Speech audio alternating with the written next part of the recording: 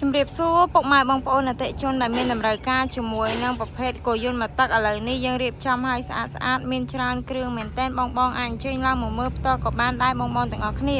មានទាំងសិទ្ធិ140សិទ្ធិ155អធី140អធី155អធី120និងប្រភេទកូនកាត់មានទាំង12 14និង15សៃកាឡាដូចគ្នាអញ្ចឹងបើសិនជាបងមានតម្រូវការប្រភេទអីវ៉ាន់មកទឹកស្អាតសំណុំស៊ីនធានាមកជុំតែម្ដងបងសិតតែស្អាតទាំងអស់បងទាំងអស់គ្នាអញ្ជើញឡើងមកមើលបានហើយតម្លៃវិញចាប់ពី4លានជាងឡើងបងទាំងអស់គ្នាប្រភេទ RT 12តម្លៃគឺ4លានជាងឡើងបើប្រភេទសិទ្ធិមានចាប់ពី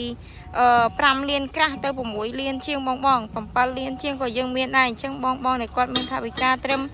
ប្រហាក់ប្រហែលប៉ុណ្ណឹងបងអាចអញ្ជើញឡើងមកមើលបានហ្នឹងតម្លៃដែលទាបបំផុតនោះគឺយើងមានតម្លៃ2លានជាងបងនោះឃើញពណ៌បៃតងខាងក្នុងនោះតម្លៃត្រឹមតែ2លានជាងទេអានឹងប្រភេទកូនកាត់12សេះប្រភេទប្រអប់លេខគឺ08បងទាំងអស់គ្នាអញ្ចឹងបើសិនជាបងមានតម្រូវការអាចអញ្ជើញឡើងមកមើលបាននៅទីតាំងហាងហុកលីមទាំង3សាខាបាននិងសាខានៅខាងកំពង់ធំក៏យើងមានជាមួយនៅប្រភេទម៉ាស៊ីនសំណុំស្អាតប្រភេទជប៉ុនទាំងសិទ្ធិទាំងអធីគឺមានដូចគ្នាហើយបើសិនជាបងមានកយន្តចាស់និយាយទៅបងនៅខាងកំពង់ធំគាត់មានកយន្តចាស់ច្រើនអញ្ចឹងបងអាចអញ្ជើញយកទៅមើលនៅហាងហុកលីមយើងខ្ញុំបានទទួលទិញគ្រប់ម៉ាស៊ីនប្រភេទម៉ាស៊ីនម៉ាស៊ុតអធីសិទ្ធិឬក៏ប្រភេទកូនកាត់គឺយើងទិញទាំងអស់បងអញ្ចឹង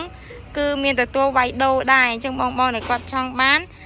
ប្រភេទអីវ៉ាន់ស្អាតបងអញ្ជើញឡើងមកមើលបាននៅទីតាំងទាំង3សាខាហើយអីវ៉ាន់ដែលនេះខ្ញុំកំពុងតែថតជូនពុកម៉ែបងប្អូននេះគឺនៅខាង